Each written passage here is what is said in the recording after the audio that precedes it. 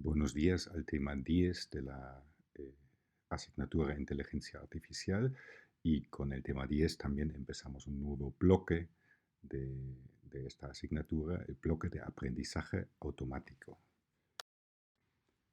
En este bloque de aprendizaje automático vamos a ver primero hoy una introducción al tema de aprendizaje con un poco de motivación.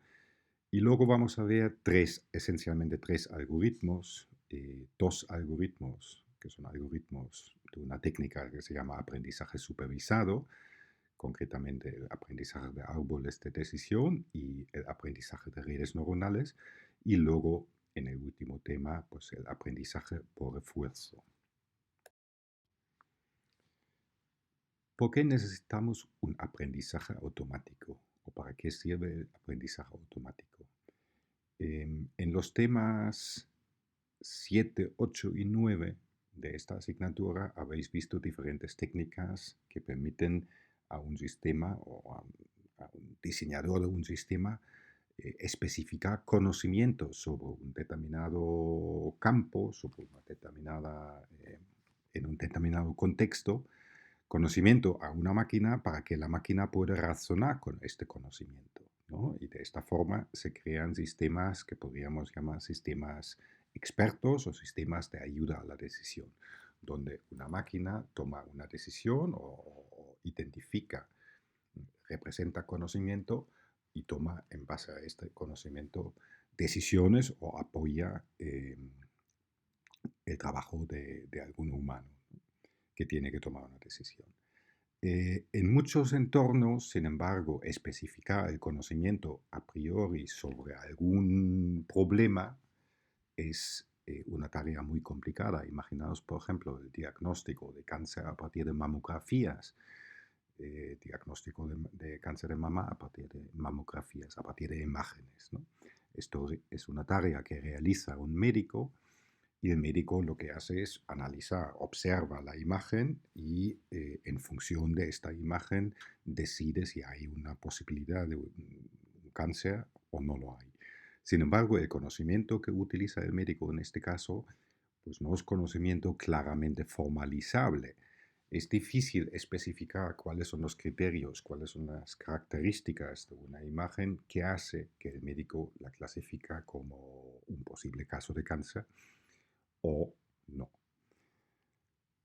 En este caso, la idea podría consistir en aprender lo que hace el médico. Aprender, en vez de formalizar el conocimiento, pues aprenderlo a partir de observar lo que hace el médico.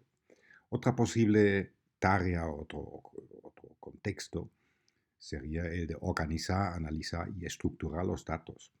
Obviamente en el mundo actual existe una tremenda cantidad de datos disponibles en muchos casos a través de las redes de ordenadores y todos estos datos proporcionan información, pero no en su forma bruta. Lo que es necesario para extraer de todos estos datos información útil es analizarlo, estructurarlo, organizarlo, para quizá encontrar informaciones interesantes. Cosas como un banco podría analizar los datos de sus clientes, las bases de datos que tiene, para identificar qué tipo de clientes realizan qué tipo de compras o en qué época del año se realizan más compras, etcétera. Otro tipo de problema en el cual entraría el aprendizaje, pues sería el tema de automatizar determinados sistemas o personalizarlos a los individuos. Todos estamos utilizando ahora los smartphones y muchas aplicaciones que estamos utilizando se adaptan a las necesidades o a los deseos o a las preferencias de los usuarios. Es decir, estos sistemas no son deterministas en el sentido de que actúan para todos igual, sino se adaptan a nuestras particularidades, digamos.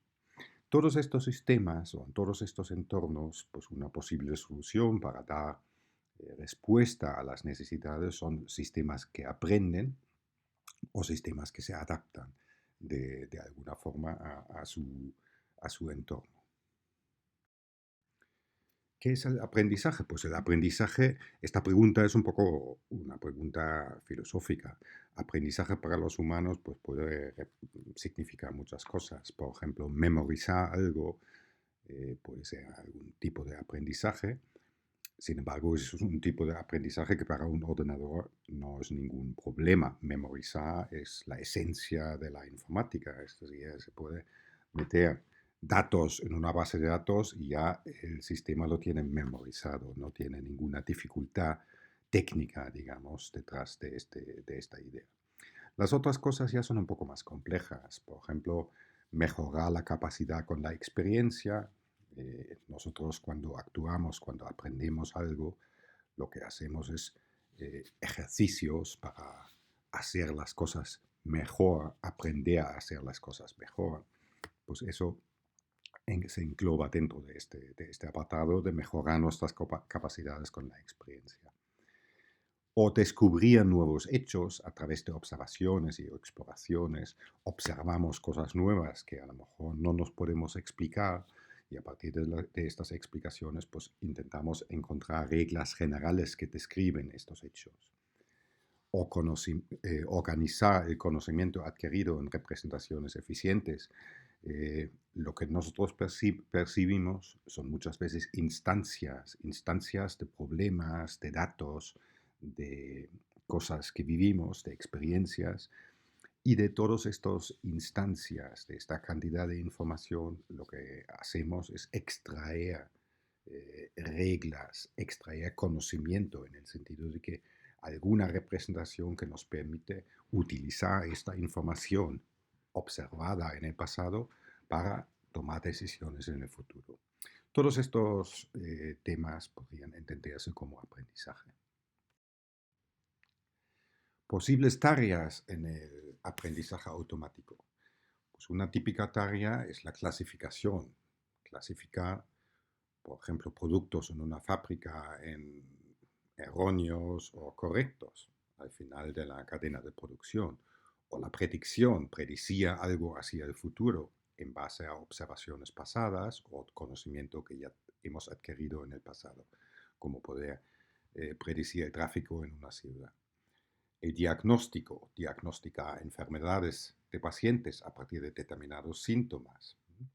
Agrupación, agrupar elementos, agrupar, por ejemplo, páginas web en función de su contenido o películas en una base de datos de películas, pues en función de su similitud y por tanto de su quizá de la posibilidad de que eh, pueden gustar al mismo tipo de personas, ¿no? Caracterización, determinar los perfiles, por ejemplo, de personas que compran determinados tipos de productos, determinar características de cosas o personas en función de las observaciones de sus comportamientos. Y finalmente, quizá la mejora de la eficiencia, donde, como ya habéis visto en otros temas de la asignatura, pues el aprendizaje, por ejemplo, también podría ser utilizado para tomar decisiones, para encontrar soluciones en determinados problemas de forma más eficiente. Por ejemplo, encontrar rutas en un almacén. Un robot podría encontrar de forma más eficiente las rutas para salir de un almacén, para llevar determinados productos a la salida, etc. Veremos ahora diferentes clasificaciones de métodos de aprendizaje. Las más importantes clasificaciones son estas dos, una según la información a partir de la cual aprendemos y la otra cómo está representado esta información. En el primer tipo tenemos aprendizaje supervisado, aprendizaje no supervisado y aprendizaje por refuerzo. Ahora a continuación veremos los diferentes tipos. Y respecto a la representación de los datos o de la información, diferenciamos entre aprendizaje simbólico y aprendizaje subsimbólico. Tenemos el primer tipo de aprendizaje, que es el aprendizaje supervisado. En el aprendizaje supervisado, la situación es la siguiente. Tenemos como base de información de la que aprendemos un conjunto de ejemplos para los cuales conocemos los resultados. Y lo que buscamos, lo que queremos aprender es una regla general que predice estos resultados a partir de la descripción de cada caso. Este aprendizaje también se llama aprendizaje inductivo, ya que corresponde a nivel cognitivo al proceso de inducción. Aquí tenéis un ejemplo: la predicción de tráfico en función del tiempo y del día. Podríamos informar a nuestro aprendiz con una serie de ejemplos de observaciones pasadas. Por ejemplo, aquí no llueve y es viernes y hay mucho tráfico. Llueve y es domingo y hay poco tráfico, etc. Un conjunto de este tipo de ejemplos de observaciones pasadas, y lo que queremos es que nuestro sistema aprenda una regla general que relacione la descripción de un caso, en este caso si llueve o no llueve el día de la semana, con un resultado que en este caso es que hay poco o mucho tráfico. En este caso aquí, pues una regla general que sería consistente con los ejemplos, con los 4 ejemplitos presentados, sería algo así como: si no llueve o si es viernes, entonces hay mucho tráfico. Este aprendizaje se llama supervisado, ya que podemos entender que hay una especie de profesor que supervisa el proceso de aprendizaje, en el sentido de que presenta al sistema ejemplos y su resultado. El segundo tipo es el aprendizaje no supervisado. En este caso, lo que tenemos es otra vez un conjunto de ejemplos. Sin embargo, en este tipo de aprendizaje no existe la noción de un resultado. Simplemente tenemos descripciones de casos o de individuos o de ejemplos. Y lo que se busca a partir de estos ejemplos es una especie de agrupación natural de los posibles casos o de los posibles ejemplos. En este ejemplo que he puesto aquí, pues hay varios objetos geométricos de diferentes colores, y nuestro sistema podría identificar similitudes, patrones dentro de este conjunto de ejemplos. Estas similitudes luego podrían servir en el análisis, o podrían interpretarse de alguna forma útil para una empresa, etcétera, para la persona que realiza este tipo de aprendizaje. Esto es un aprendizaje no supervisado, en el sentido de que no se dice al sistema lo que queremos que aprenda.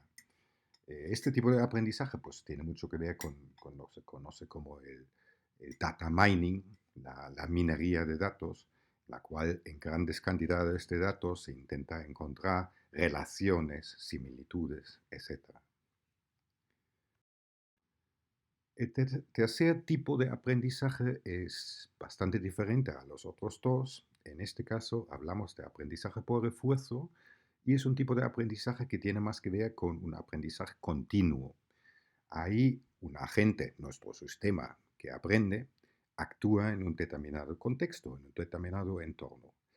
¿Y qué hace este sistema dentro del entorno? Pues el agente decide las acciones que quiere realizar y las ejecuta. A raíz de una acción de nuestro agente, de nuestro sistema, pues el entorno cambia debido a las acciones de la gente. Y este cambio puede ser positivo o negativo para el sistema, en función de los objetivos que tiene el propio sistema.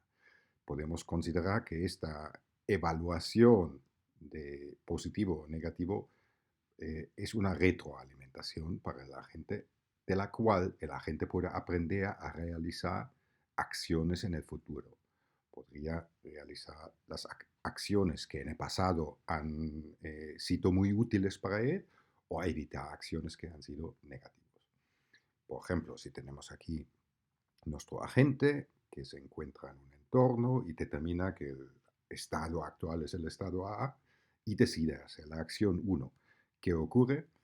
Pues al realizar la acción 1 algo cambia en el entorno. En este caso el entorno le da con el martillo al agente, algo que obviamente no le gusta a nuestro agente, y la próxima vez que el agente se encuentra en el mismo estado, en una situación igual o similar, entonces no va a realizar otra vez la acción uno, sino realizará otra acción. Vale, estos han sido los tres tipos de métodos de aprendizaje según la información de la cual se aprende algo.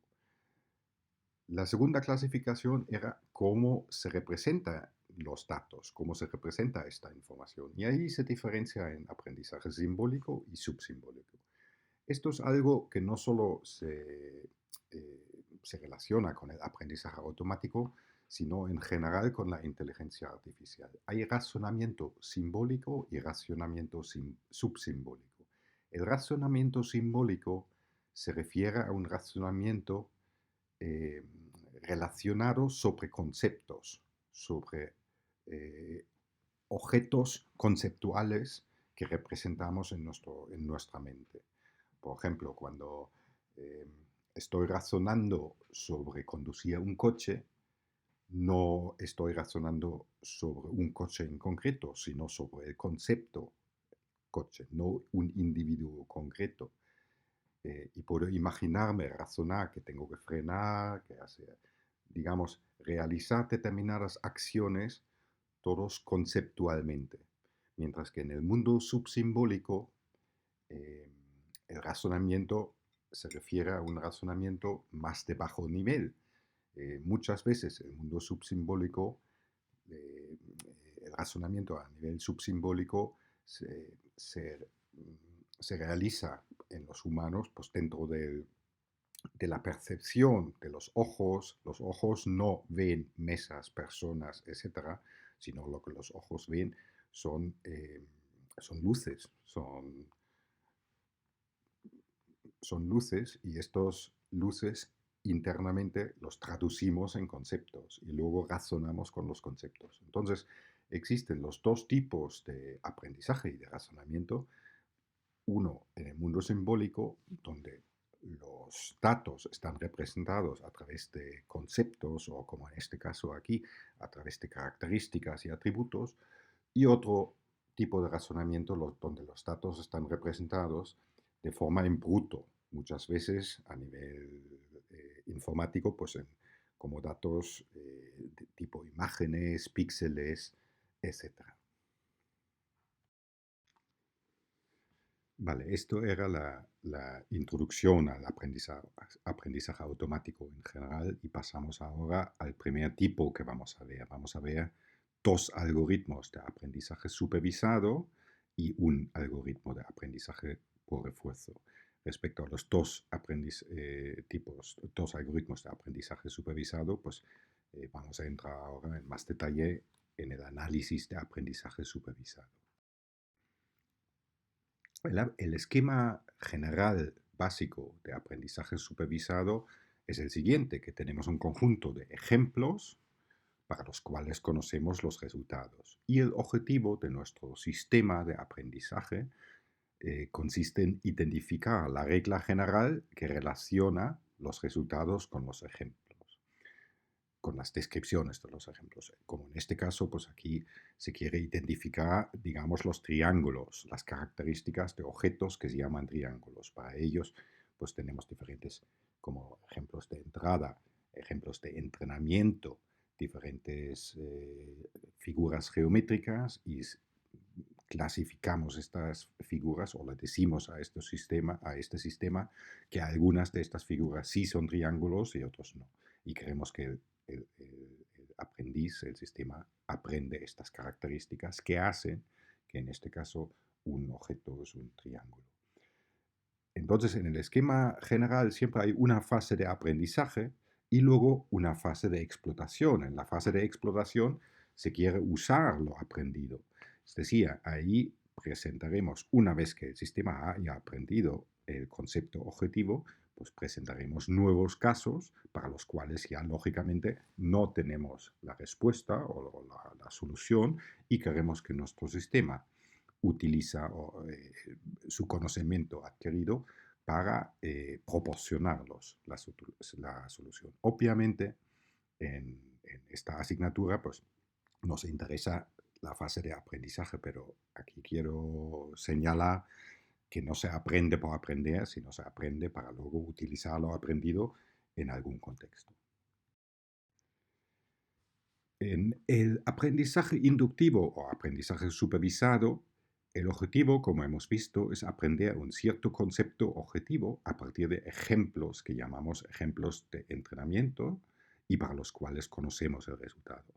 En el ejemplo que hemos visto antes, pues la idea consistía en aprender el objeto o el concepto de triángulo a partir de instancias de ejemplos. Entonces teníamos algo así como un objeto número uno, que era marrón, que tenía tres esquinas, y sí es un triángulo. Un objeto azul con tres esquinas también es un triángulo. Un objeto rojo con cuatro esquinas no es un triángulo, etc. El objetivo de nuestro aprendiz o de nuestro sistema es identificar aquí los que son los casos que son sí un triángulo y los casos que no son triángulos.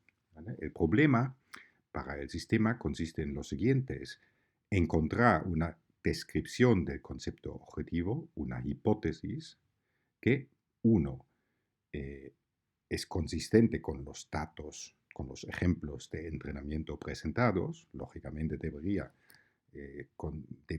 concordar con los ejemplos que hemos dado al sistema para aprender. Y segundo, debería generalizar bien a casos nuevos, es decir, el sistema debería funcionar y debería ser capaz de encontrar la solución o la respuesta a preguntas o a casos que no le hemos presentado en la fase de entrenamiento. Matemáticamente, el aprendizaje supervisado podemos representar como el aprendizaje de una función. El concepto objetivo es una función que existe, que relaciona el espacio de la entrada, las descripciones de los diferentes casos, a un espacio de salida, a un conjunto de salidas. En nuestro ejemplo, pues el espacio de entrada era una descripción de los objetos geométricos a través de colores y número de esquinas. Cada objeto está descrito por un color y un número de esquinas. Y el espacio de salida, en este caso el resultado, sería sí o no. Es decir, eso es una función binaria. Por lo tanto, para la tarea de aprendizaje tenemos un conjunto de ejemplos de entrenamiento. Para cada uno de ellos tenemos, pues para esta descripción de un caso, el resultado correcto es este. Y el objetivo es aprender la hipótesis, encontrar una función h del espacio de hipótesis h mayúscula que sea lo más similar posible a la función f, que es la función real entre espacio de entrada y espacio de salida. Y esta función h, esta hipótesis, debería cumplir lo siguiente, lo que hemos dicho antes, debería ser igual que la función f para los ejemplos de entrenamiento, es decir, debería ser consistente con los datos presentados y además debería tener altas expectativas de comportarse igual o similar a la función f para casos que no hemos presentado al sistema para entrenar, es decir, casos desconocidos. Esta segunda parte pues, se refiere a la generalización del conocimiento. No se quiere aprender, no se quiere guardar simplemente todos los casos que nos han presentado para luego reproducirlos, sino se quiere generalizar el conocimiento. ¿Cómo podemos encontrar una hipótesis que por un lado eh, es consistente con los ejemplos de entrenamiento y por otro lado generaliza bien a casos desconocidos? ¿Cómo encontramos una hipótesis de estas características?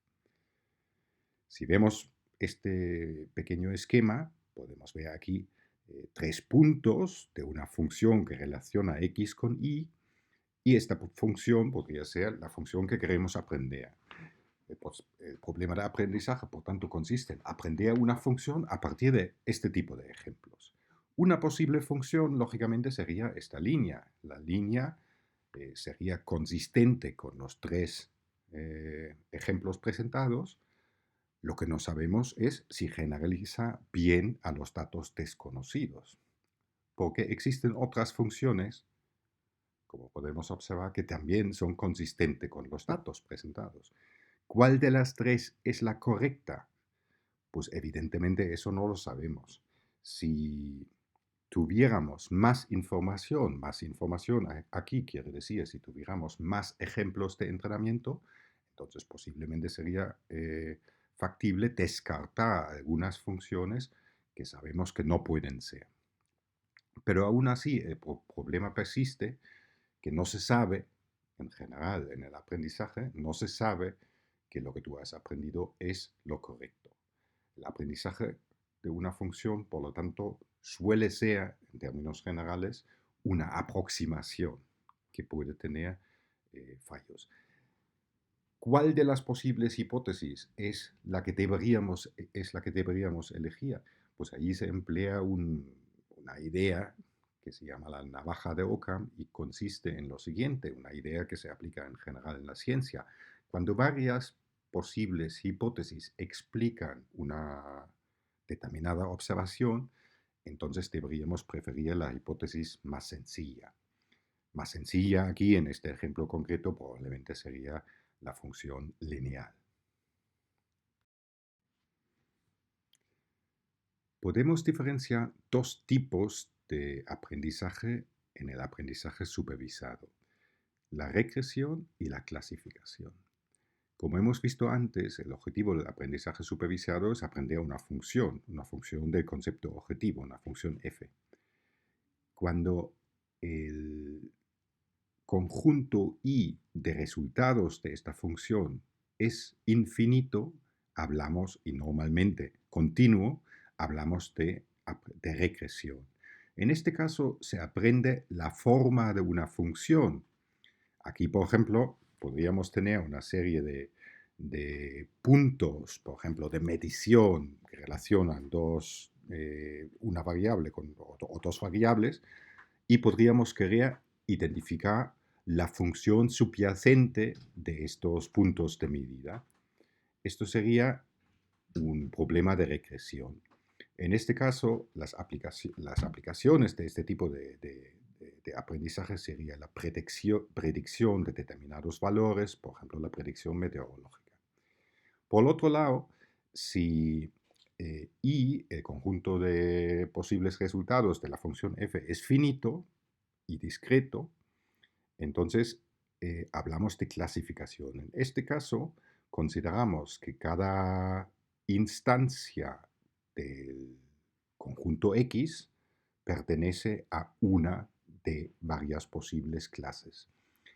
El concepto objetivo en este caso, la hipótesis que aprendemos, se denomina clasificador. En este ejemplo aquí tenemos dos clases, los puntos azules y los puntos rojos, y están colocados en un espacio, en este caso dos-dimensional, y el objetivo consiste en identificar si un punto que se encuentra en este espacio debe ser de la clase rojo o de la clase azul.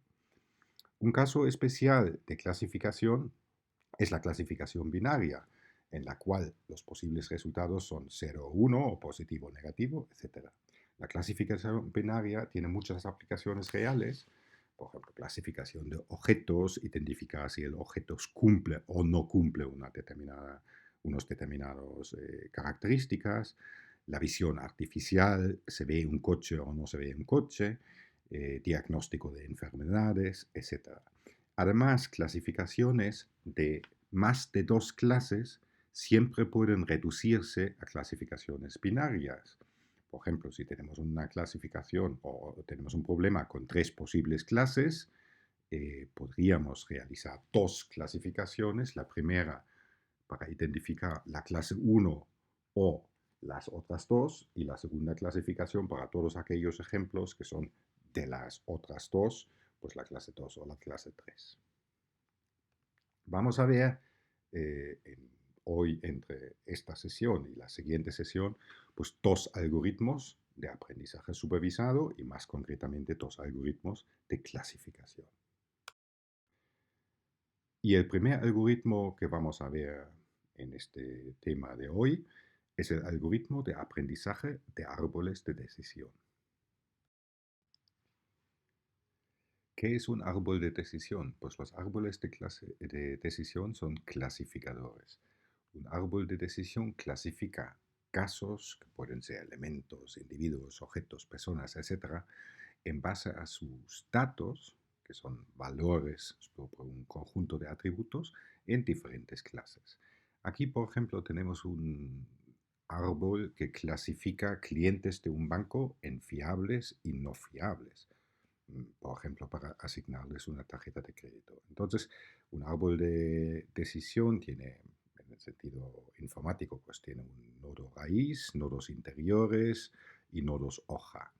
Los nodos interiores representan atributos que, en función del valor de un caso, pues derivan el caso a un nodo hijo u a otro. Y los nodos terminales del árbol representan la clasificación de este nodo. Entonces, el árbol de decisión funciona de la siguiente forma. Si tenemos un caso, como el de aquí, el saldo actual es bajo, la edad es mayor que 25 años, lleva más de un año como cliente y lleva un saldo medio de medio. Entonces, para clasificar este caso con nuestro árbol, preguntamos por el atributo en el nodo raíz, que es la edad, observamos que es mayor que 25, por lo tanto el caso se deriva a la derecha, donde se pregunta por el saldo medio, que es medio, se llega a un nuevo nodo, donde se pregunta por cuántos años lleva esta persona como cliente del banco, son mayor que, vamos, más que un año, por lo tanto se llega a un estado final, en este caso un estado final en el cual se clasifica a este caso como un sí. Por lo tanto, un árbol de decisión es un clasificador, es decir, es una función, representa una función que calcula la clase correspondiente a un caso.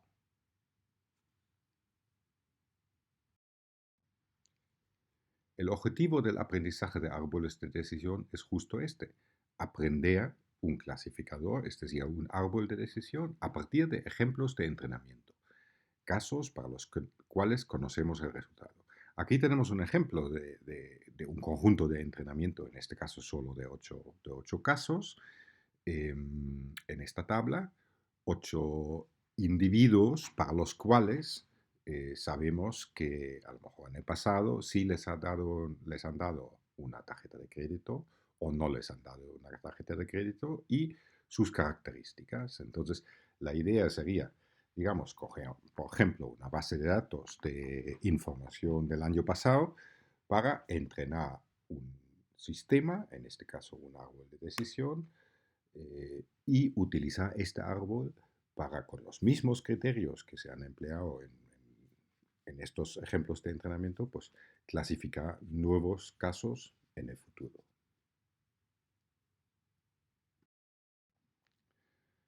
El objetivo es, a partir de esta tabla o de este conjunto de registros, aprender un árbol como se ve aquí abajo. Podemos observar lo siguiente, y eso es importante para entender mejor el algoritmo que vamos a ver a continuación. Si tenemos una tabla como esta, eh, todos los ejemplos, aquí los ejemplos 1 hasta 8, entrarían en cualquier clasificador, entrarían en el nodo raíz de este clasificador. El nodo raíz de este clasificador contiene un atributo, representa un atributo cuyos valores sabemos para los diferentes ejemplos. Por lo tanto, cada nodo interior, como el nodo raíz en este caso, divide los ejemplos que llegan a este nodo en este caso, 3 subconjuntos en función del valor por el atributo del valor para el atributo correspondiente, en este caso edad. Y así sucesivamente, para los siguientes nodos, cada uno de estos nodos que describe un atributo, pues divide los ejemplos que han llegado a este nodo en subconjuntos, un subconjunto para cada valor posible de este atributo.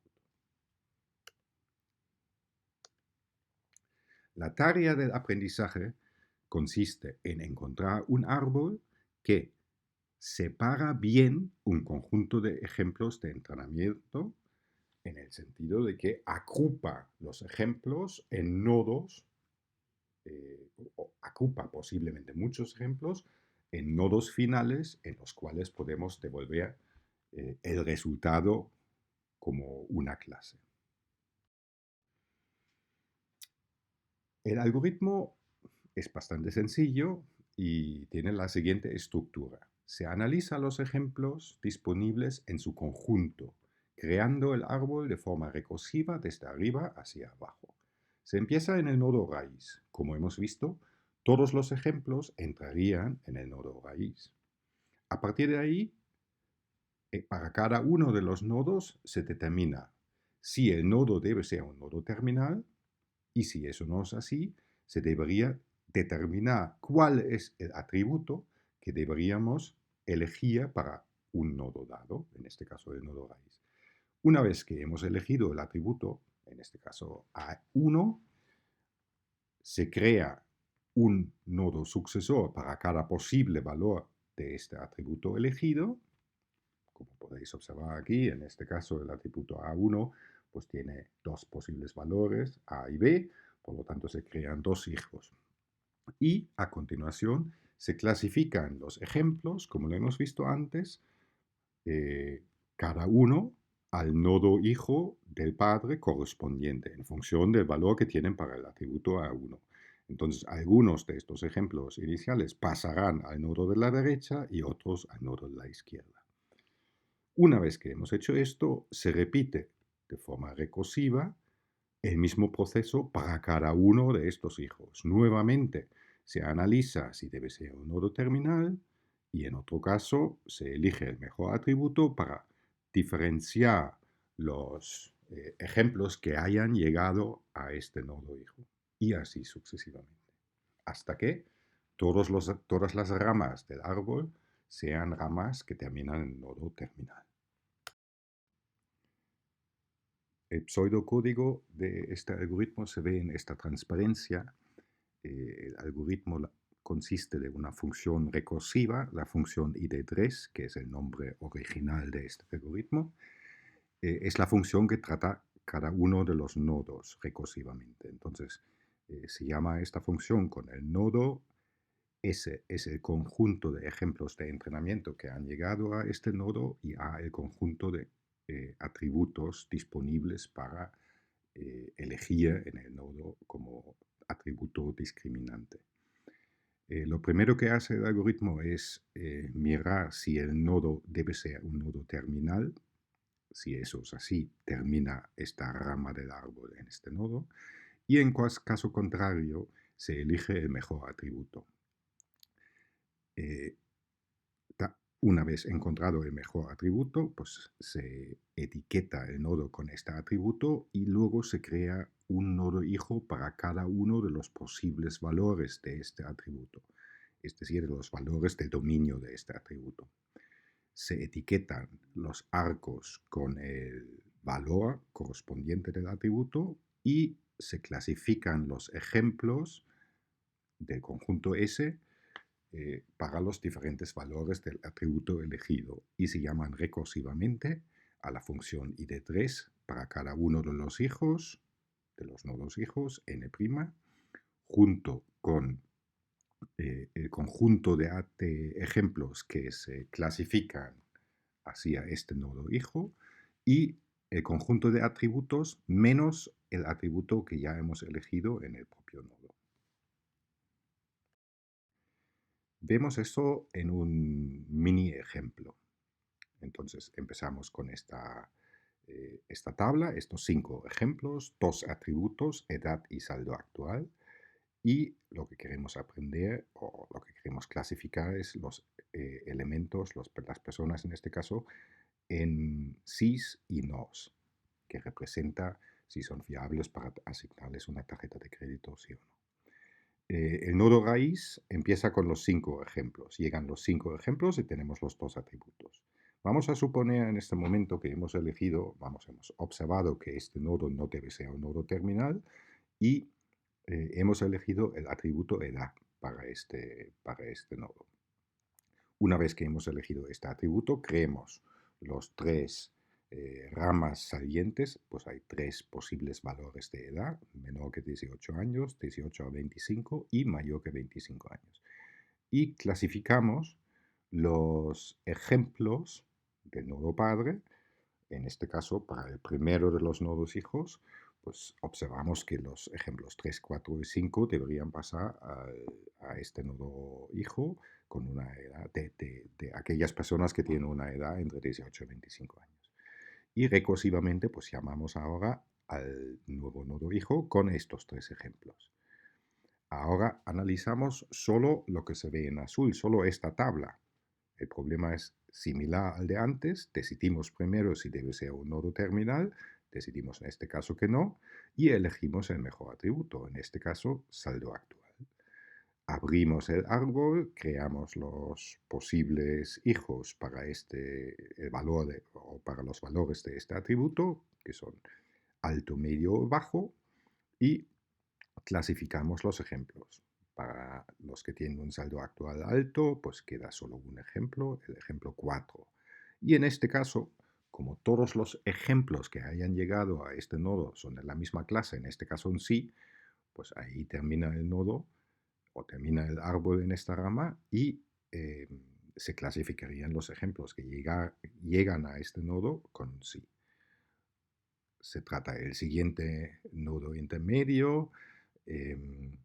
Ahí se clasifican los dos ejemplos 3 y 5. Podemos observar que estos dos ejemplos no son de la misma clase, aunque tengan las mismas características, la misma edad y el mismo saldo actual.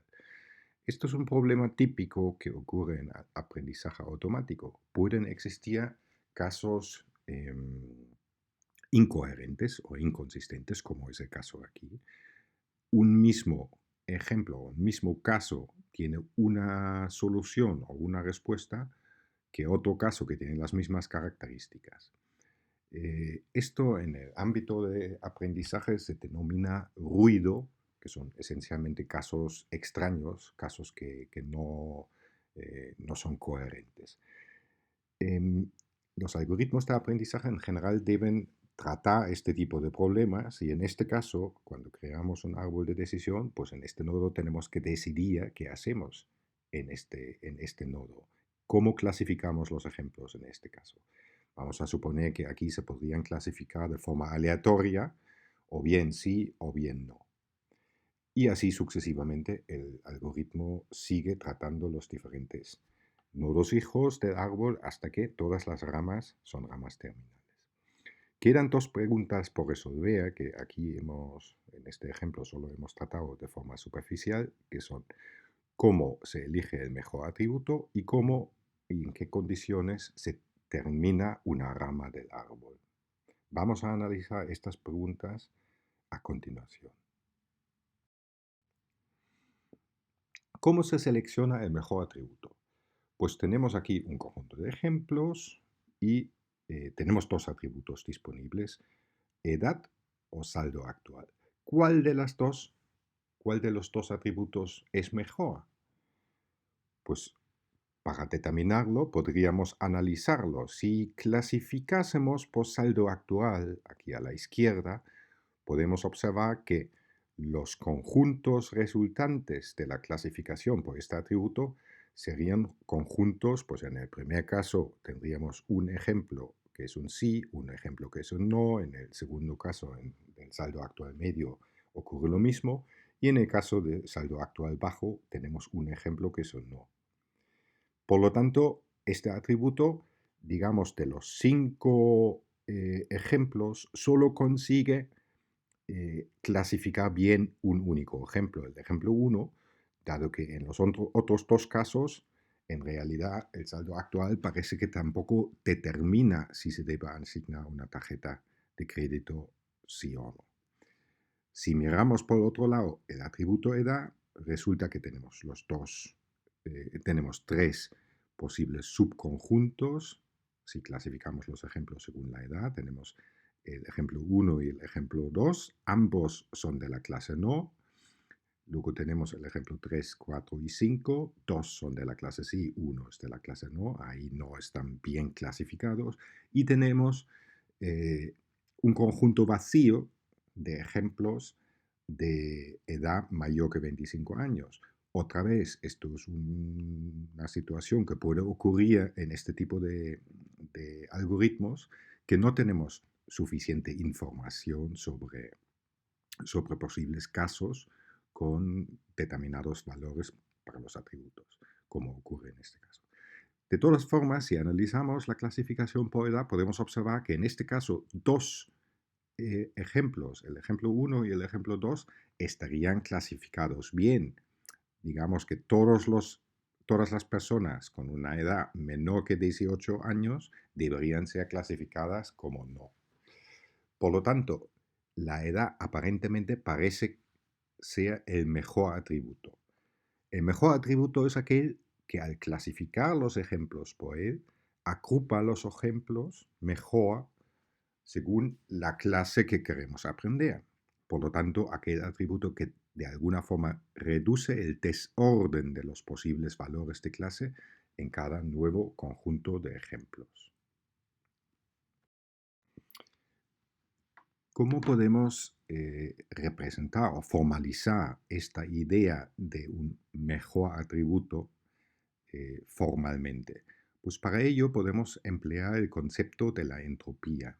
La entropía se puede calcular sobre un conjunto de posibles valores y determina el desorden o la incertidumbre de los posibles valores en este conjunto. Si, por ejemplo, tenemos un conjunto S de diferentes casos, C1 hasta Cn, entonces los posibles valores, como posibles valores de S, podríamos determinar la probabilidad de cada uno de estos casos en el conjunto S. Y la entropía se calcula sobre estas probabilidades. Mediante esta fórmula, la entropía sobre un conjunto de probabilidades es igual al sumatorio de menos la probabilidad por el logaritmo en base a 2 de la probabilidad. Y esta suma sobre todas las posibles probabilidades. Aplicando eso a nuestro ejemplo, queremos determinar el desorden de los 5 ejemplos respecto a su clasificación, es decir, a lo que en la tabla, a la columna de tarjeta en la tabla. Ahí hay dos posibles valores, el sí y el no, y calculamos las probabilidades de estos dos valores. Estas probabilidades simplemente las podemos contar, por lo tanto, la probabilidad del no sería 3 sobre 5 y la probabilidad del sí sería 2 sobre 5. Con estas dos probabilidades podemos calcular la entropía, que sería menos 2 quintos por logaritmo en base a 2 de 2 quintos, menos 3 quintos por logaritmo en base a 2 de 3 quintos. Y nos sale un valor de 0,97. Ahora no sabemos si el valor 0,97 es muy alto o muy bajo. Pues la entropía mide el desorden. Por lo tanto, un valor más alto representa más desorden. O en otras palabras, representa que las probabilidades de los posibles valores están distribuidos casi igual. En el caso binario, y solo en el caso binario, es decir, donde tenemos dos posibles clases o dos valores de los atributos, la entropía máxima que se puede tener es 1 y la entropía mínima es 0. Una entropía de 0 quiere o representa el caso de que todos los valores en el conjunto tienen el mismo, son iguales. En nuestro caso, todos los ejemplos pertenecerían a la misma clase. Entonces la entropía sería 0. Por lo tanto, la entropía en el caso binario está entre 0 y 1. Una entropía 1 es alta y representa mucho desorden. Empleamos el concepto de la entropía para determinar el mejor atributo. Entonces, si en un nodo tenemos un conjunto de ejemplos que han llegado a este nodo y un conjunto de posibles atributos A. Lo primero que hacemos es calcular la entropía sobre el atributo de clasificación, sobre todo el conjunto de ejemplos que ha llegado a este nodo. Como lo acabamos de hacer, determinamos las probabilidades de los diferentes valores y calculamos la entropía, sea esta la entropía E global. Y después realizamos un cálculo para cada uno de los posibles atributos del conjunto A. Determinamos los diferentes subconjuntos para los diferentes valores de este atributo y sobre cada uno de los subconjuntos nuevamente calculamos la entropía. Igual que antes, calculamos sobre estos subconjuntos las probabilidades correspondientes de las clases y obtenemos la entropía. En el paso 2.3 juntamos las diferentes entropías calculadas en el paso 2.2 para cada uno de los subconjuntos que hemos creado por los diferentes valores del atributo AJ, pues obtenemos una entropía en el paso 2.2. Estas entropías se combinan en una media ponderada. Una media, simplemente la suma de las diferentes entropías multiplicado por la probabilidad de que un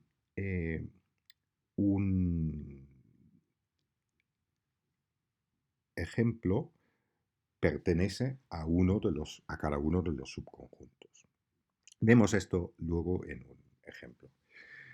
Finalmente, en el paso 3, elegimos aquel atributo que obtiene la mayor ganancia de información. Y la ganancia de información se calcula sobre el valor E global, que hemos calculado en el paso 1, y los diferentes valores EAJ, uno para cada uno de los atributos, que hemos calculado en el paso 2.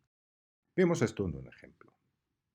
En nuestro caso, primero calculamos la entropía global. Sería el desorden que tenemos si no clasificamos nuestros ejemplos por ningún atributo. En este caso, como lo hemos visto antes, sería 0,97. A continuación, analizamos los diferentes atributos. Aquí hemos empezado con el atributo saldo actual. Saldo actual sería un atributo que distribuye o divide los ejemplos en 3 subconjuntos, los que vemos aquí, y para cada uno de estos subconjuntos calculamos nuevamente la entropía. En el caso primero del saldo actual alto tenemos el ejemplo 2 y el ejemplo 4. Uno de los dos es un no y el otro es un sí. Por tanto, en este subconjunto la probabilidad del sí es 0,5 y la probabilidad del no es 0,5. Aplicando estos valores obtenemos una entropía de 1. Como he dicho antes, es la máxima entropía, el máximo desorden que se puede obtener cuando tenemos dos posibles casos o dos posibles clases. En el caso de los ejemplos con saldo actual medio, pues ocurre lo mismo. Uno de los dos ejemplos, E3, es un sí y el otro es un no. Por lo tanto, las probabilidades del sí, del valor sí y la probabilidad del valor no son un medio cada una y la entropía nos sale un 1. En el caso de saldo actual bajo, solo hay un ejemplo. La probabilidad, este ejemplo es un no, por lo tanto la probabilidad del no es 1 y la probabilidad del sí es 0. Y aplicando nuestro cálculo nos sale 0. La mínima entropía, dado que en este subconjunto todos los ejemplos, pues solo hay uno, son de la misma clase. Ahora en el paso 2.3 combinamos las tres entropías en una media ponderada. De los 5 ejemplos en total, 2 son de saldo actual alto y tienen una entropía de 1. 2 quintos, por tanto, 2 quintos por 1, otros 2 quintos por 1 por el saldo actual medio y 1 quinto por 0 por el saldo actual bajo. Calculamos el valor y obtenemos el valor de 0,8 como la entropía posterior que tendríamos si clasificásemos por saldo actual. y podemos calcular la ganancia que se obtiene. La ganancia sería la magnitud por la cual se reduce la entropía global inicial con la entropía obtenida con un atributo. En este caso, la ganancia sería 0,17. El cálculo lo repetimos para el atributo edad. En este caso vemos que en la parte izquierda hay dos ejemplos, el ejemplo 1 y el ejemplo 2. Los dos son nos, por lo tanto las probabilidades que empleamos serían 0 y 1 y el resultado de entropía sería 0. En el caso del centro tenemos tres ejemplos, 3, 4 y 5. Dos son sís y uno es no, por lo tanto las probabilidades serían 2/3 la probabilidad del sí y 1/3 la probabilidad del no. Y aplicando la fórmula de la entropía obtenemos 0,91. Finalmente, en el caso de la derecha no hay ningún ejemplo, por lo tanto las probabilidades ahí son 0 y 0 y la entropía es 0. Combinamos en el paso 2, 3, nuevamente estas tres entropías, la media ponderada, 2 de los 5 casos tienen entropía 0, 3 de los 5 casos tienen entropía 0,91 y 0 de los 5 casos tiene entropía 0, por lo tanto nos sale 0,546 y obtenemos una ganancia de 0,424. Podemos observar que esta ganancia es mayor que con el otro atributo salto actual y por lo tanto elegimos como mejor atributo el atributo edad. Una vez visto cómo se calcula el mejor atributo, nos queda por determinar cuándo y cómo termina el árbol o terminan las diferentes ramas del árbol. Para eso tenemos en el algoritmo visto en pseudocódigo la prueba termina. En esta prueba se analizan diferentes casos. El caso 1 sería si el conjunto de posibles ejemplos que ha llegado a este nodo que estamos analizando es vacío. El caso 2, si eso no ocurre, el caso 2 sería si todos los ejemplos que han llegado a este nodo son de la misma clase. Y si eso tampoco se cumple, entonces el caso 3 sería si no queda ningún atributo, es decir, el conjunto de atributos está vacío. Si ninguna de estas tres condiciones se cumple, entonces esta prueba devolvería falso y con ello el algoritmo determinaría el mejor atributo para abrir el árbol más y seguir expandiéndose. Vamos a analizar a continuación cada uno de estos tres posibles casos de terminación.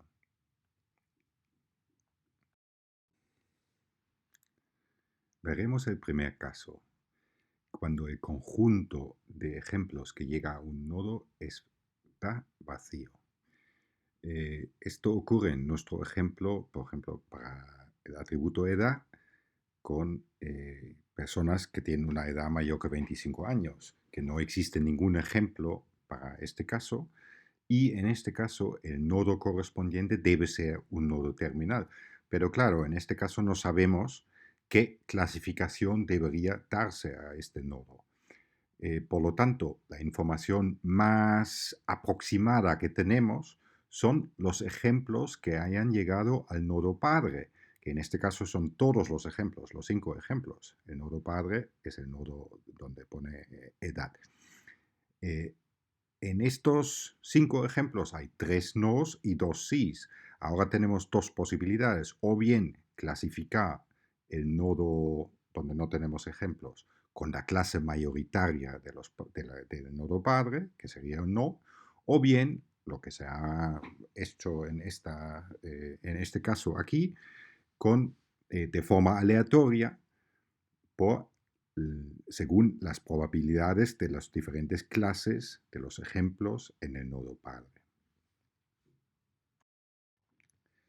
Vemos el segundo caso. Cuando todos los ejemplos que llegan a un nodo son de la misma clase. En este caso, la clasificación está claro. Este nodo debe ser un nodo terminal y la clase que devuelve el árbol en este nodo debe ser la clase a la que pertenecen todos estos ejemplos. Es decir, esto es el caso bueno de clasificación de los ejemplos según una determinada clase. En el caso 3, también ocurre en nuestro pequeño ejemplo, llegamos a un nodo en el cual sí hay ejemplos. En este caso aquí hay el ejemplo E3 y el ejemplo E5. No son de la misma clase los ejemplos que han llegado al nodo, como es nuestro caso, pero no existen atributos para clasificar más estos ejemplos en subclases. Esto es, como he dicho antes, es un problema que puede ocurrir. Esencialmente puede ser que, vamos, la causa de este hecho podría ser que nos falta información, que a lo mejor en los datos pues, se han tenido en cuenta otras características que no están reflejadas en los datos que tenemos, o nos faltan más ejemplos.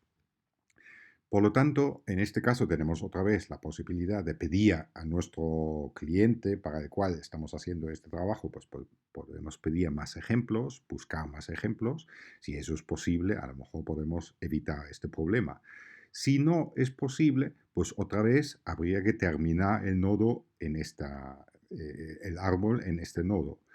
Similar a lo que hemos hecho en el caso 1, no sabemos muy bien cuál sería la clase correcta de respuesta en este nodo, pero la información que tenemos son los ejemplos que han llegado ahí. Por lo tanto, podríamos o bien clasificar todos los ejemplos que llegan ahí según la clase mayoritaria, o bien hacer lo que hemos hecho antes, una clasificación ponderada por probabilidad. Es decir, una clasificación aleatoria.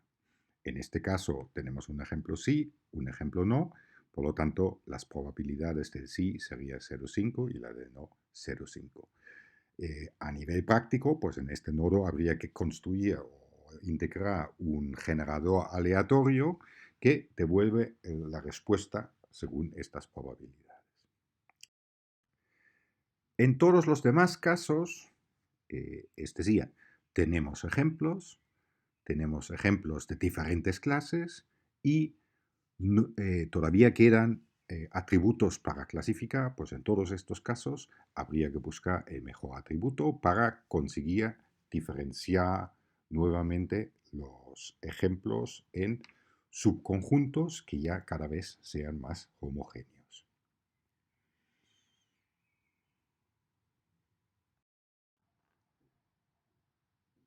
Si aplicamos lo que hemos visto a nuestro ejemplo, ya podemos aplicar el algoritmo de forma completa.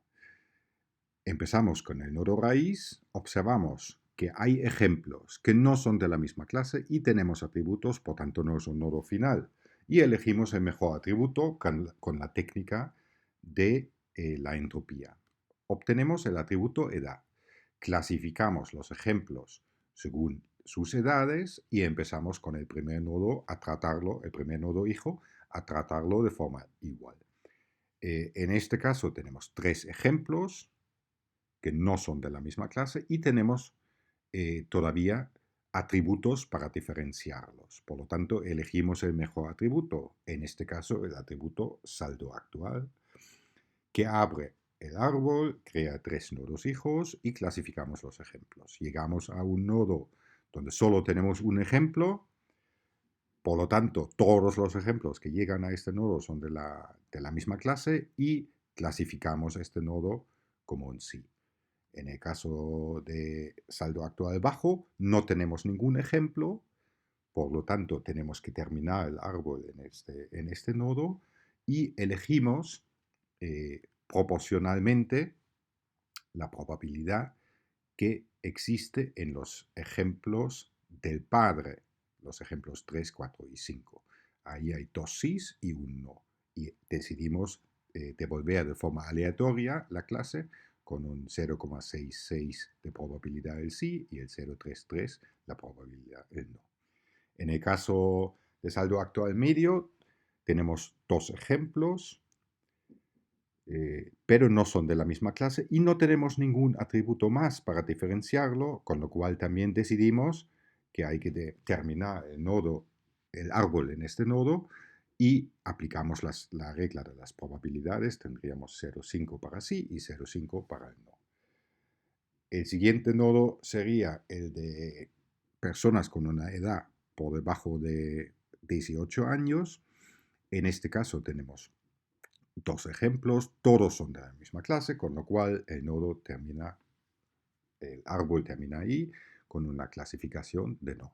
Y en el caso de las personas con más de 25 años, pues tendríamos ningún ejemplo, aplicamos nuevamente la regla de la probabilidad, en este caso sobre los ejemplos del padre, y obtenemos las probabilidades 0,6 del no y 0,4 el sí.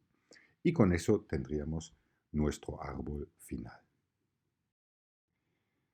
¿Alguna consideración especial? Imaginaos que tenemos un nodo con un montón de ejemplos, 100 ejemplos más o menos, y todos los ejemplos son de la clase no, pero uno es de la clase sí. En este caso podríamos considerar que una clase domina de forma significativa a todos estos ejemplos que tienen estas mismas características para llegar a este nodo. Y si solo hay muy pocos o un caso, como ocurre aquí, que no coincide con esta clase, deberíamos omitirlo. Esto es una forma de tratar el ruido, casos que no concuerdan con la realidad, que posiblemente podrían corresponder a fallos de medición o a decisiones equivocadas, etc. Para poder tratar este tipo de ruidos, deberíamos, o es razonable, terminar una rama si todos los ejemplos que llegan a un nodo, prácticamente todos los ejemplos son de la misma clase. Siguiente consideración. Es posible que tenemos un nodo donde tenemos ejemplos, tenemos atributos, y los ejemplos no son de la misma clase, entonces podríamos elegir un nuevo atributo, como ocurre aquí en este ejemplo. Tenemos el color de pelo como posible atributo y lo que observamos es que la entropía global inicial sobre el conjunto total, que son dos sís y dos nos, la entropía sería 1. Si clasificamos por el atributo color de pelo, pues obtendríamos dos subconjuntos. En ambos casos la entropía nuevamente es 1, por lo tanto, la ganancia que se obtiene con este atributo es 0. ¿Qué quiere decir eso? Que el atributo no sirve para diferenciar los ejemplos según sus clases. Es decir, el atributo no es muy útil en un árbol de clasificación. Por tanto, cuando la ganancia es 0 o mínima, no deberíamos no deberíamos seguir abriendo el árbol, sino deberíamos terminar el árbol en el nodo padre, en este caso.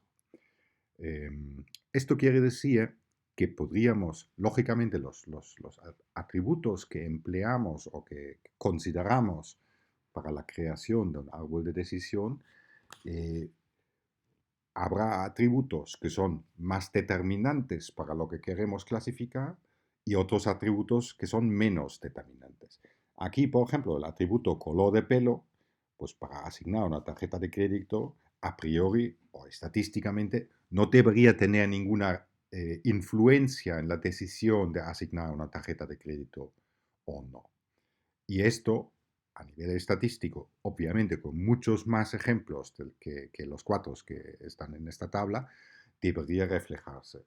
Si eso ocurre, pues el atributo no debería proporcionar ninguna ganancia respecto a la clasificación. Y, como he dicho antes, no se debería expandir el árbol en este nodo. Vamos a resumir el algoritmo de aprendizaje de árboles de decisión. El algoritmo se basa en la estadística, es decir, intenta identificar aquellas características que estadísticamente son significativas para la clasificación que queremos aprender. En este sentido, es también capaz de tratar ruido Estas situaciones que parecen incoherentes, que hay casos que parecen erróneos y que pueden ser debidos o bien efectivamente a errores o a una falta de información adicional. Em, el algoritmo también obtiene unos clasificadores, los árboles de decisión, que son fácilmente interpretables. Eso es una gran ventaja en inteligencia artificial, ya que a los humanos nos gusta que podamos entender un resultado que nos da una máquina sobre un caso concreto. Pues el árbol de clasificación, el clasificador que se aprende aquí, es fácilmente entendible para cualquier persona. Es decir, un experto, por ejemplo, un médico, podría comprobar que las conclusiones del árbol son correctos. Respecto a los problemas, la selección de los atributos que empleamos para aprender un árbol obviamente es importante. El objetivo del algoritmo es identificar aquellos atributos que son más significativos, más determinantes para la clasificación. Si tenemos solo atributos que no tienen ninguna relación con la clase de cada uno de los ejemplos, entonces no podremos aprender un árbol muy bueno. Esencialmente aprenderíamos un árbol más bien aleatorio en el cual las ganancias de los diferentes atributos serán muy bajas. Por lo tanto, cuando no se tiene información buena, tampoco se puede aprender nada bueno. ¿Vale? El algoritmo mantiene una hipótesis única, es decir, no hay una forma de integrar nueva información, por ejemplo, nuevos ejemplos, en eh, utilizarlo para modificar el árbol un poquito, ajustarlo. Cuando hay nueva información, habría que recalcular todo el clasificador, todo el árbol. También habréis observado que hemos empleado valores tipo umbrales, por ejemplo, para el atributo edad. ¿Por qué hemos hecho esto? Pues si en vez de usar diferentes umbrales para el atributo edad, hubiéramos empleado un valor para cada posible año de edad, pues tendríamos un nodo edad tendría potencialmente 100 o ciento y pico nodos hijos y necesitaríamos mucha información para poder discriminar los ejemplos dentro de cada uno de estos hijos. Es decir, en el nodo de las personas que tienen una edad de 3 años, pues necesitaríamos muchos datos para poder diferenciar estos ejemplos que tenemos o para aprender algo sobre estos casos, ¿no? Si no, elegiríamos de forma aleatoria en los nodos donde no tenemos ejemplos. Pero claro, cuando más elecciones aleatorias hay en un árbol, pues peor es el árbol, ¿no? La información se debería, o sería más razonable que el árbol se base en más valores concretos, ¿no? Hay una extensión de este algoritmo ID3 que se llama C45, un algoritmo C45, que es capaz de tratar este tipo de problemas. Básicamente, en vez de utilizar umbrales para valores o para atributos continuos o atributos con un gran número de valores discretos, lo que hace es siempre dividir estos atributos, este tipo de atributos, de forma binaria, eligiendo un valor de tal forma que clasifica los ejemplos si son mayores o menores a este valor. Entonces, ¿cómo se determina este valor de clasificación?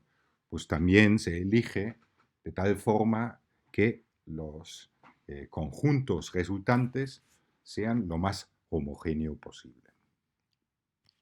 El siguiente problema son los valores desconocidos.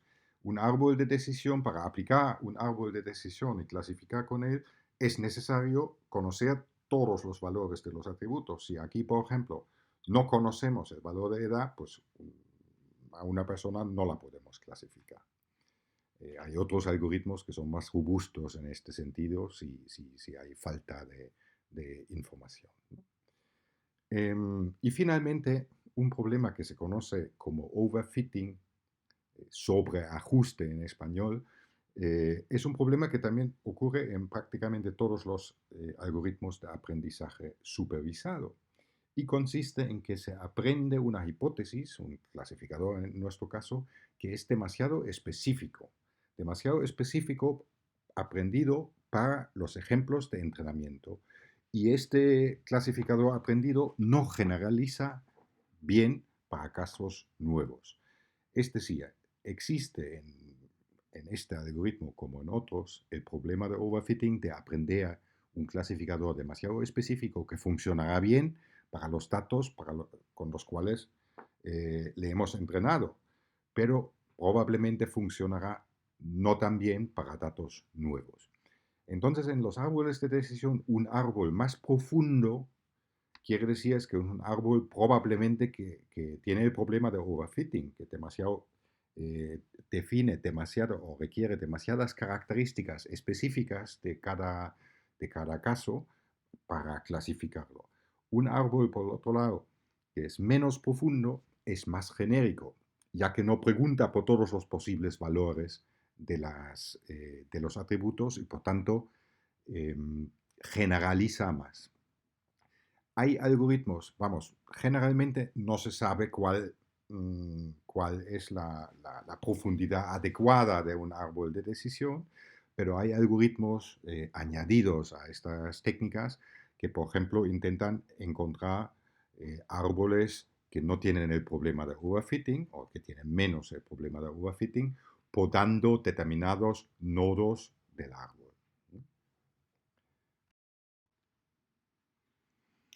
Vamos a ver ahora un ejemplo. En este caso queremos calcular un árbol de decisión aplicando el algoritmo que hemos visto al siguiente problema. Ahí tenemos 8 casos de personas que se han quemado o no cuando se han expuesto al sol. Es decir, queremos aprender o predecir si una persona se quema si se pone debajo del sol en base a los atributos de color del pelo, la altura, el peso y la protección. Pues el algoritmo empieza con el nodo raíz. En el nodo raíz tenemos 8 ejemplos, justo los 8 ejemplos de la tabla, y 4 posibles atributos. Primero se decide si debe ser un nodo terminal o no, pero dado que tenemos 8 ejemplos, tenemos atributos y los ejemplos no son de la misma clase, pues no es un nodo terminal. Por lo tanto, hay que encontrar el mejor atributo. Para ello, primero se calcula la entropía global sobre los 8 ejemplos, en este caso, los ejemplos que han llegado a este nodo. En este caso, hay 3 de los 8 casos son casos que tienen el atributo quemarse igual a sí y 5 de los 8 casos tienen el atributo de quemarse igual a no. Por lo tanto, las probabilidades del sí y del no son 3 octavos y 5 octavos respectivamente.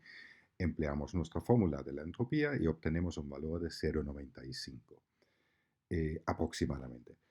Con respecto a la aproximación de los cálculos, es obvio que es suficiente un valor aproximado, no tiene que tener una precisión muy alta, ya que empleamos estos valores para elegir el mejor atributo, para comparar valores si son mayores o menores que otros. Buscamos el atributo de mayor ganancia. Por lo tanto, los valores aproximados con una, dos decimales aquí son suficientes. Pues a continuación tenemos que analizar cada uno de estos diferentes atributos para ver cómo sería la entropía si clasificásemos por estos atributos. Empezamos con pelo. Hay 3 posibles valores, moreno, rubio y rojo, y calculamos o analizamos cómo serían los subconjuntos de los ejemplos si clasificásemos por pelo. Pues primero tendríamos los morenos, que son 3 casos, el ejemplo 3, el 6 y el 7, y sobre estos 3 casos, todos tienen el valor no en el atributo quemarse que queremos aprender.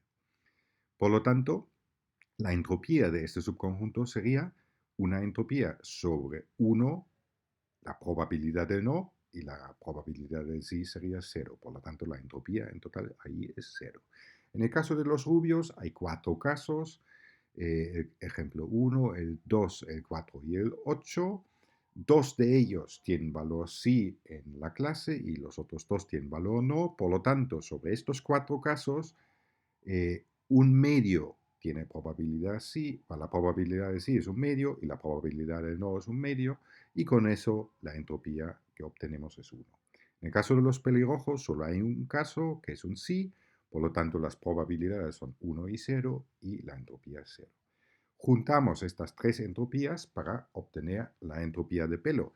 Hay 4 de los 8 casos que tienen entropía 1 y 4 de los 8 casos que tienen entropía 0. Por lo tanto, nos sale un valor de 0,5 y con ellos podemos obtener la ganancia, que sería 0,45. Es decir, aplicando el atributo pelo se reduce la entropía de 0,95 a 0,5, justo por el valor de la ganancia. Analizamos el siguiente atributo. Nuestro objetivo es encontrar el mejor, el de mayor ganancia. Pues para eso tenemos que analizar todos. Analizamos altura. Hay 3 valores, media, alta y baja. Y igual que antes, analizamos los diferentes casos. En el caso de personas con altura media, tenemos 3 casos. 2 tienen valor sí de quemarse y 1 no. Esto arroja una probabilidad de 2/3 y de 1/3 para el sí y el no, y con ello una entropía de aproximadamente 0,92. En el caso de altura alta, hay solo 2 casos y los dos son nos. Las probabilidades, por tanto, es 1 y 0 y la entropía es 0. Y en el caso de altura baja tenemos otra vez 3 casos, 2 nos, un sí. Por lo tanto, la entropía también sería sobre 2/3 y 1/3 igual a 0,92. Con ello obtenemos una entropía del atributo altura, que serían 6 de los 8 casos tienen entropía de 0,92, más 2 de los 8 casos una entropía de 0, nos sale 0,69 y con ello una ganancia de 0,26 aproximadamente. Por lo tanto, el atributo altura es peor para clasificar que el atributo pelo. Pero los 2 atributos. Analizamos ahora peso. Otra vez tenemos 3 valores, bajo, medio y alto, y hacemos el mismo análisis que antes. En el caso de las personas de peso bajo, hay 2 casos, el ejemplo 1 y el 8. Uno es sí, otro es no. Por lo tanto, entropía sobre un medio y un medio igual a 1. En el caso de peso medio tenemos 3 casos, 2 son nos, 1 es sí. Las probabilidades son 2/3, 1/3 y la entropía, que ya lo habíamos calculado antes, sería 0,92. En el caso de peso alto ocurre prácticamente lo mismo, 3 casos, 2 nos, un sí, y la entropía sería igual 0,92. Juntamos estos 3 valores, 6 de los 8 casos tienen entropía de 0,92 y 2 casos tienen entropía de 1, nos sale aproximadamente una entropía de 0,94 y con ello una ganancia muy baja de 0,01. Es decir, el peso, como en la realidad parece lógico, pues tiene poca relevancia a la hora de determinar si una persona se puede quemar al sol o no. Respecto a llevar protección, este atributo tiene 2 posibles valores, el sí y el no. Si lleva protección o no lleva protección. Para los que sí llevan protección, hay 3 posibles casos y en los 3 casos el resultado es que no se queman. Por lo tanto, en este subconjunto las probabilidades serían 0 y 1 y obtenemos valor igual a 0. En el caso del no, tenemos 5 casos, 3 que no llevaban protección se quemaban y 2 no se queman, por lo tanto las probabilidades en este subconjunto serían 3/5 y 2/5. 3/5 la probabilidad del sí y 2/5 la probabilidad del no. Calculamos la entropía, que es aproximadamente 0,97. Juntamos estas dos entropías para determinar la entropía de protección, del atributo de protección. 3/8 por 0 más 5/8 por 0,97 nos sale aproximadamente 0,6. Por lo tanto, la ganancia en este caso sería 0,35. Resumiendo, ya hemos analizado los 4 atributos. La mayor ganancia hemos obtenido con el atributo pelo. Por se elige el atributo pelo para el nodo raíz del árbol. Eh, Después de elegirlo, se crean los nuevos nodos hijos, uno para cada uno de los posibles valores del atributo pelo, es decir, estos 3 nodos, y se pasan o se clasifican los 8 ejemplos en cada uno de los nodos hijos. De esta forma tenemos 3 ejemplos para los de pelo moreno, 4 ejemplos los rubios y un ejemplo los pelirrojos. A continuación se tratan los nuevos nodos de forma recursiva, igual que lo hemos hecho con el nodo raíz. En primer lugar, analizamos el nodo de pelo igual a moreno. Observamos que todos los ejemplos de este nodo son de la misma clase y por tanto debe ser un nodo terminal y se le asigna la clase, en este caso, no. A continuación podemos observar que en el nodo de pelo igual a rojo, todos los ejemplos también son de la misma clase. En este caso solo hay un ejemplo que es de la clase sí, por lo tanto se asigna la clase sí. Ambos nodos son nodos terminales.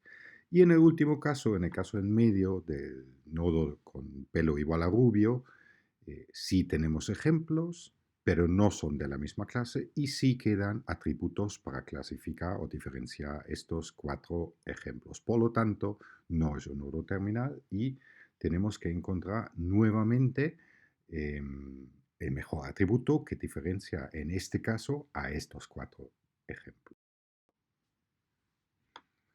Para ello, tenemos que analizar solamente los 4 ejemplos que han llegado al nodo que nos interesa y para el cual buscamos el mejor atributo.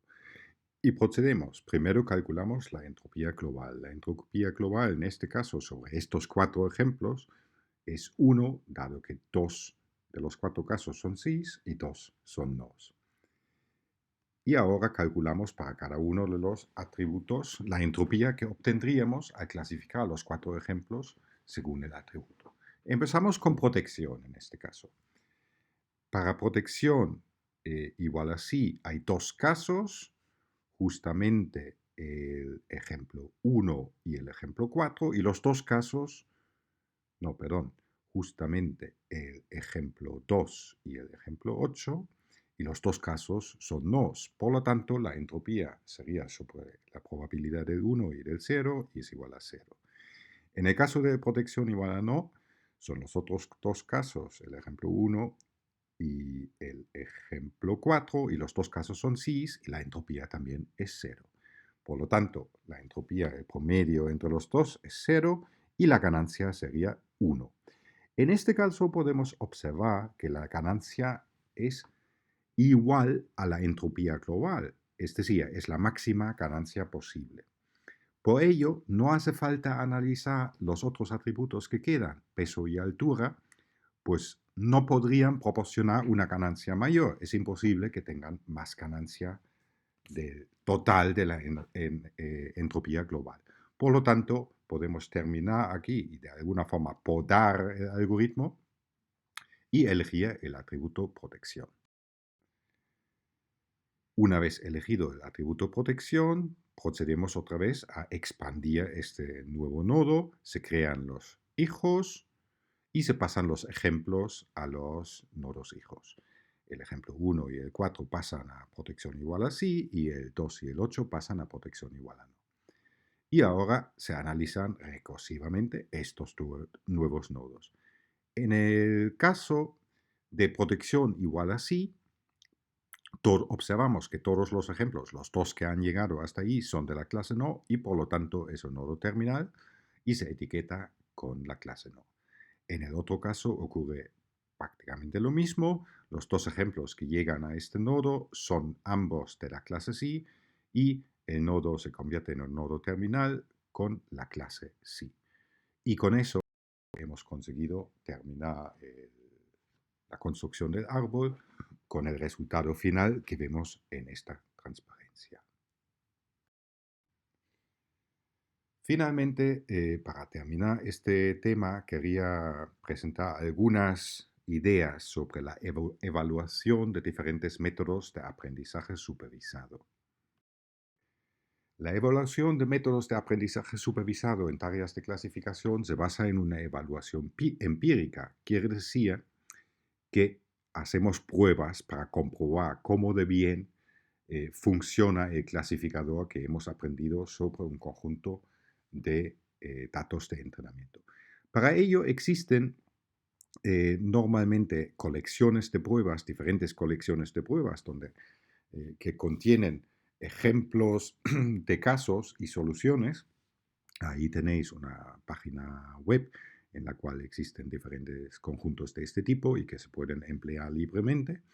Y la idea consiste, claro, aprender a un clasificador, probar, vamos, entrenar un clasificador sobre un conjunto de ejemplos de entrenamiento, utilizar otro conjunto de ejemplos para probar el clasificador que hemos obtenido, que hemos aprendido. Obviamente, estos nuevos ejemplos, que deberían ser ejemplos de prueba, deberían ser diferentes a los ejemplos que hemos utilizado para entrenar el clasificador, porque si no sería un engaño. Y luego medimos diferentes medidas respecto a cómo de bien clasifica nuestro clasificador aprendido sobre el conjunto de pruebas. Cuando mejor clasifica el clasificador, mejor es el método de aprendizaje. Esta es la idea detrás. En el caso de una clasificación binaria, que es muy habitual, como hemos visto ya, se podría realizar la siguiente prueba. Otra vez hemos construido un clasificador con un conjunto de ejemplos de entrenamiento y ahora usamos un conjunto de ejemplos de prueba para comprobar cómo de bien funciona este clasificador. Vemos aquí a la izquierda que pasamos nuestros ejemplos de prueba, para los cuales sabemos si son positivos o negativos en este caso, pasamos al clasificador y el clasificador los clasifica o bien como positivos, la caja de los positivos, o bien como negativos. En esta clasificación existen 4 posibles resultados. Un ejemplo que en la realidad es positivo, el clasificador lo clasifica como positivo. Esto se denomina un verdadero positivo, un true positive. También existe la posibilidad que un ejemplo que es positivo en el mundo real, pues el clasificador lo clasifica como falso negativo. Lo clasifica erróneamente como negativo. Y respecto a los ejemplos que en la realidad son negativos, existen también estas dos posibilidades. O el clasificador los clasifica erróneamente como positivo o correctamente como negativo. Por tanto, podemos construir esta matrix que vemos aquí con los números de verdaderos positivos, verdaderos negativos y falsos positivos y falsos negativos. A partir de estos números, si por ejemplo usamos 100 o 1000 ejemplos de prueba, pues podemos observar cuáles de ellos son positivos y cuáles de los positivos han sido clasificados positivos, etc. Rellenamos esta matrix con números y podemos calcular diferentes medidas de evaluación. La primera medida de evaluación sería el True Positive Rate, que representa cuántos ejemplos se han clasificados correctamente como positivos sobre todos los positivos. Vamos a emplear un ejemplo para entender mejor estas diferentes medidas. Imaginaos el caso de detección de cáncer en el cual un sistema analiza una mamografía, por ejemplo, y clasifica en positivo que se detecta el cáncer o negativo no se detecta el cáncer. Entonces, el True Positive Rate en este caso sería todos aquellos que se han que el sistema ha encontrado el cáncer sobre todos los casos que realmente tienen cáncer. La proporción de los que realmente tienen cáncer y el sistema los ha detectado como posible cáncer. El ratio de falsos positivos serían todos aquellos que el sistema ha clasificado como que tengan cáncer sobre todos los que no tienen cáncer en la realidad. La precisión, clasificados correctamente como tener cáncer sobre todos los que tienen, que el sistema ha clasificado como que tengan cáncer. Y finalmente la corrección. La corrección mide cuántos sean clasificados correctamente sobre todos los ejemplos. Entonces la corrección es la medida más evidente. ¿Es útil un clasificador con una corrección de 0,4? Pues pensad un segundo en ello, a priori no debería ser útil, porque un clasificador que tiene una corrección de 0,4 quiere decir que solo el 40% de los casos los clasifica correctamente y el 60% los clasifica erróneamente. De hecho, un clasificador que dice el contrario a este clasificador tendría una corrección de 0,6, sería mejor, por tanto. Pero a veces un clasificador con una corrección de 0,4 podría tener sentido, por ejemplo, en el caso del cáncer. Los posibles errores que existen y que se pueden medir son los falsos positivos y los falsos negativos. En algunos dominios, como ocurre con el diagnóstico de enfermedades graves como el cáncer, uno de los dos errores es eh, más negativo, digamos, que el otro.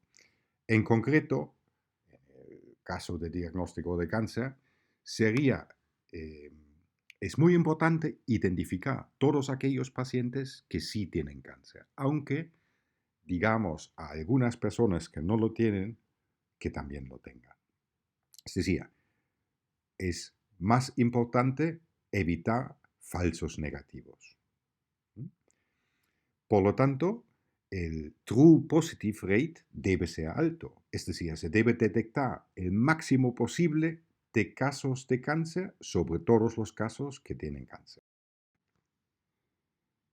Veremos esto en un ejemplo. Imaginaos un problema de clasificación, por ejemplo, la detección de cáncer. Eh, entonces, aumentar el true positive rate es muy fácil, como veremos. En este caso aquí tenemos dos clases, los círculos y las cruces. Supongamos que los círculos representan casos de cáncer. Nuestro sistema quiere clasificar nuevas observaciones en sí cáncer o no cáncer. Este círculo aquí, en negro, podría representar un clasificador muy simple. Todo lo que cae en el espacio dentro de este círculo se identifica como un posible caso de cáncer y todo lo que cae fuera se identifica como no tiene cáncer. Entonces, el true positive rate en este caso serían, los casos positivos aquí son los que tienen cáncer, los círculos, sería 6, se detectan 6 casos de cáncer de los 9 casos disponibles, de los 9 casos existentes. Por lo tanto, el true positive rate sería 0,66. Si queremos aumentar este ratio con un clasificador, esto es muy fácil, podríamos emplear este clasificador nuevo que tendría un true positive rate de 1, el máximo valor. Por lo tanto, detectaría a todas las personas que tienen cáncer. Pero claro, si pensamos un poco, este clasificador, el círculo grande, lo que en realidad hace es decide o clasifica todos los casos como posible cáncer. Por lo tanto, en realidad no nos proporciona ninguna información. Entonces, en el aprendizaje, especialmente en la clasificación, en general es importante evitar tanto los falsos negativos como los falsos positivos. Y para muchas aplicaciones como la detección de enfermedades, etc., es complicado o es importante encontrar un equilibrio entre la información que nos proporciona y los fallos que puede producir un sistema. Y con eso hemos terminado el tema 10. Espero que os haya gustado.